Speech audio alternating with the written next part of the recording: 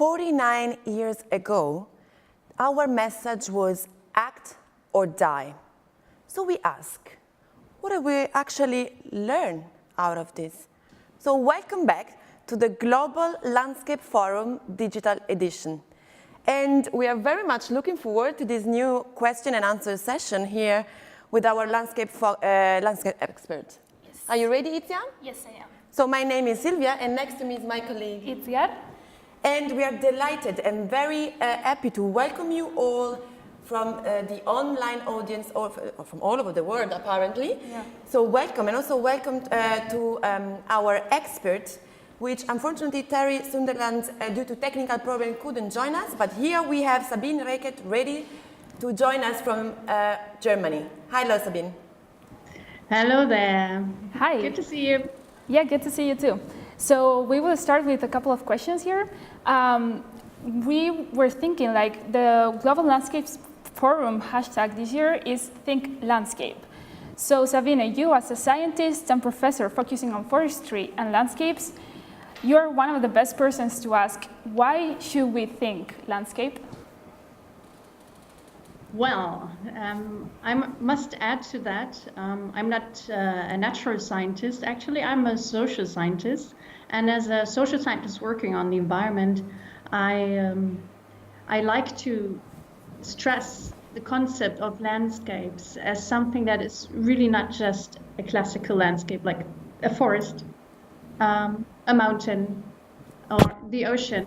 But I would like to highlight that it is an integrated concept where we think the natural components of this very space of a landscape together with the cultural components, the cultural and social components it does have. So thinking landscapes is not thinking, oh, there is this beautiful forest, but it's thinking of the trees and all the living beings in there, and particularly also the societal meaning that it does have.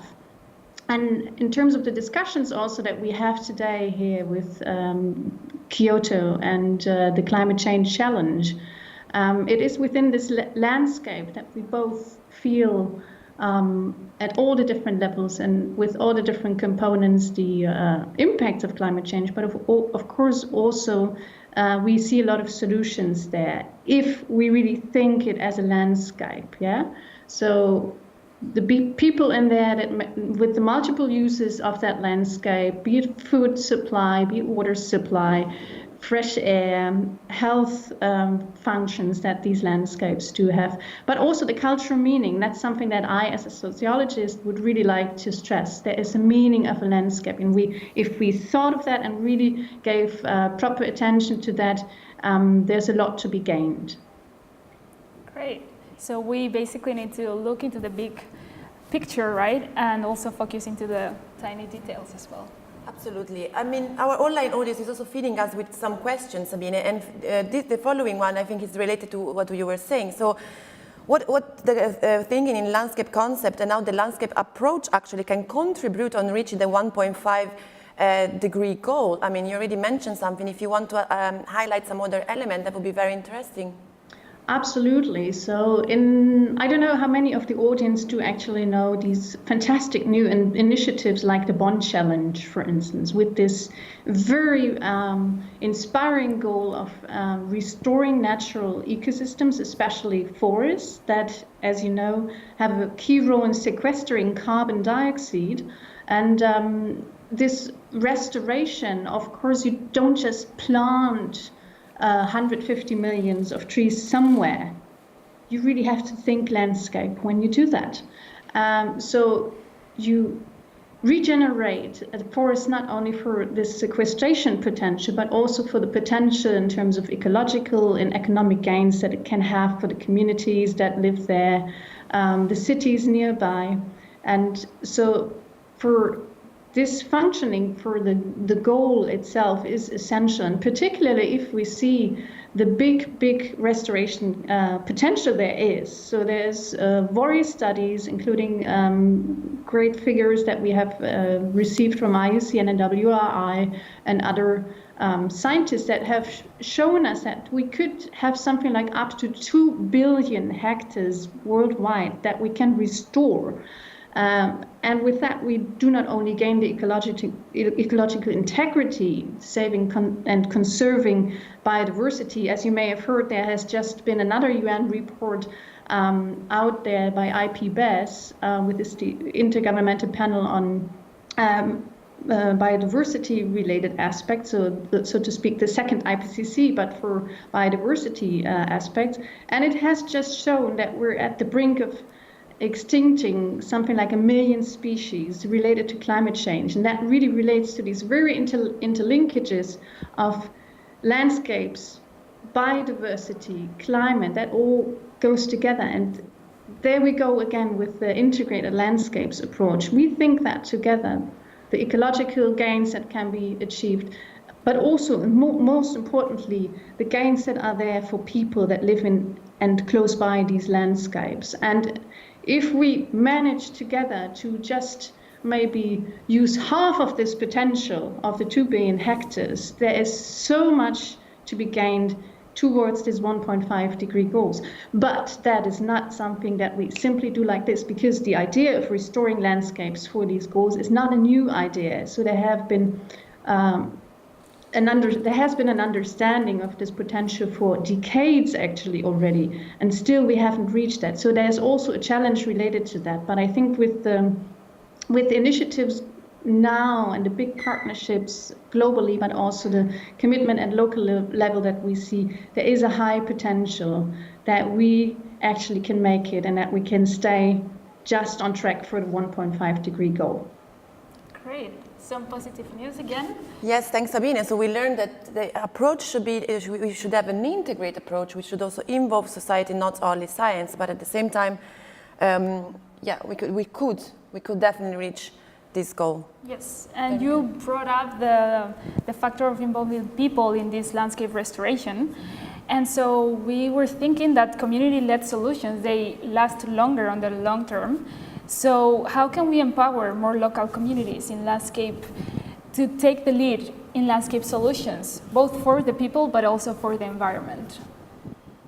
That's a key aspect. I'm really happy you bring this up. And I think a lot of colleagues that work on landscapes and also this idea of really an integrated landscapes approach, they will really stress how important it is to bring local communities, indigenous communities, farmers and their associations on the driver's seat of these initiatives. It's their landscape they're living in. And as I mentioned earlier, as a social scientist, I cannot stress enough how important a landscape is for these identities of these people. And you cannot just do something like a new afforestation project and just ignoring what it means to them. I really loved this one video in the sequence that you've just seen where it was spoken of wastelands in India, for instance. Then the question really is it really a wasteland, or is this just our perception, our narrative about this land that actually means something to the people that live there? If they go out there into this wasteland, do they actually see waste, or don't they see something different? And don't they know precisely what they would like this land to look like and to happen with them? So you have to really work together with them. But of course, we're not very good in this decentralization of power and giving this responsibility and authority to the local people. Sometimes we're even astonishingly stubborn in terms of acknowledging the knowledge that they do have about their landscapes and kind of coming in, you should not cut down this tree, as if they wouldn't know it. But sometimes we just have to understand why they cut down trees. And we have to enable them and support them in not having to force themselves into a situation where they're hurting themselves by destroying their environment. They're not doing this because they're stupid. Sometimes it's just a matter of, an urgency and understanding these contexts, these realities, the very social ties, the institutions in place that kind of make people work the way they do or act the way they do is an important first step. And that means for us also, when thinking of these big global initiatives, These are big global initiatives with 350 million hectares until 2030. How can we organize these processes in a way that is really bottom up, that really reflects the needs of these people in these landscapes? And it can only work in a collaborative manner. And that's a bit of a challenge, because you want to have these high impacts on a global level, millions and millions of hectares, but you basically have to work on a small hectare basis, bit by bit, with all the different people living, working in landscapes, and for whom landscapes mean something. Yeah, that's really the thing. Great. So yeah, I agree with you, Sabine. We should really incorporate local knowledge and also understand what are the reasons behind these practices local communities do. Absolutely, absolutely. So Sabine, let's. This is something. I have an interesting question actually from the audience again for you. We know that you have been an avid follower of international policy processes. So, what have you learned actually from your work in policy processes, and how? And what actually are some of the key challenges of the past, and how can we progress, and how can we reinforce our partnership for working in the future? It's a bit of a complex question, but I think you might share some insight with us. Yes. Yeah, that sounds a bit complex indeed, and I don't know how much time we do have, but I'll give my very best. So I think I probably speak on behalf of quite a few people if I say, if you look at international processes like under the UNFCCC, so the Climate Convention, we're sometimes a bit feeling like this is really taking long. How long have we known about the problem? I think you can date it back until the early 20th century even. And only in 1992, it started that the nation states were coming together and saying, we're having a serious problem here and we have to solve it. And with the climate change issue, but also on other fronts, with the biodiversity, the encroachment of desert in many places over the world. So that's why these three conventions have coincided in coming to life, so to speak. We never succeeded in bringing a convention on forests, interestingly, even though there was an idea about it. And if you look at all these different conventions, you feel very often that has taken very long for small steps. And I have to also stress how important it is for, like, almost the first time in history, we see a situation where many, many nation states, 196 in the case of UNFCCC, soon unfortunately one less, have managed to really work together and to find common solutions on these urgent problems. And of course, we do see in these relationships of nation states, it's not often easy to really make this step and to commit and to define action, to define something like, okay, we're all gonna do something about it and try to stay below 1.5 degrees.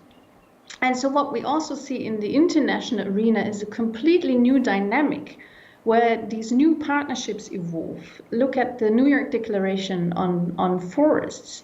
That is really astonishing to see how now business actors are moving into these processes and say, yeah, let's do something about it together. And they, for instance, have now defined a zero deforestation goal, speaking of landscapes and reframing our use and what we do together with NGOs, together with indigenous people groups. And so we see a very new momentum actually taking place, that it's not anymore these small, hidden, informal rooms of nation states coming together, but fora and platforms that are open for everybody to engage in the discussions. And I think this is a really good move to come from these arduous discussions of international lawmaking to a kind of a more flexible, innovative setting, what we call in science a polycentric governance setting, where there is room for experimentation and trying out new things. And so I think these are great times also with regards to these landscape issues that we've just seen in the video. And you've seen all these great initiatives, and I think they carry this new spirit in international policy making. Thanks again, Sabine, for really explaining to us a little bit what are your ideas in this complex issue. So we again understood that the collectivity at a different level, not only at the local, national, but also international and cross-sectoral action are basically the key in this matter. Yes. So what else we have? Yeah, so we were wondering as well, like, what can we do to encourage this shift from narratives that are normally complex and no one knows really where to start, and jump into more the practical sector, let's say, and offer existing climate smart solutions, landscape solutions, basically. That's a very good one, and I hope I'm not detouring too much, but uncertainty and ignorance in the knowledge that we do have, unfortunately, at the moment, very often serve as arguments why not to act. And that's really making that whole thing messy. So if you're diving too much into complex issues like climate change and the mitigation adaptation aspects to it, or biodiversity relations, we know that we don't actually know which species are there. We tried to count it, and I think it went somewhere, there were differences of billions between what scientists have estimated how many species there are. And sometimes you see in policy making, decision making, particularly if you have a lot to lose, if you change, that we try to cling to these uncertainties and say, okay, as long as I don't know how it is, I may just sit back and say, I wait and see. But we cannot wait for the complete knowledge. And so with focusing on concrete landscapes that we live in, that we have a very clear social cultural relationship to the forest nearby that I love, where I can go, where I can touch the trees, I can go into the river, I can have a bath. So this new, very concrete relationship, something that you can grasp, that you can touch. I think that's a wonderful way around it. So really, my neighborhood, my forest, my park, and we see this all over the globe, how people are also taking the case for their very near environment, for their water, for their river.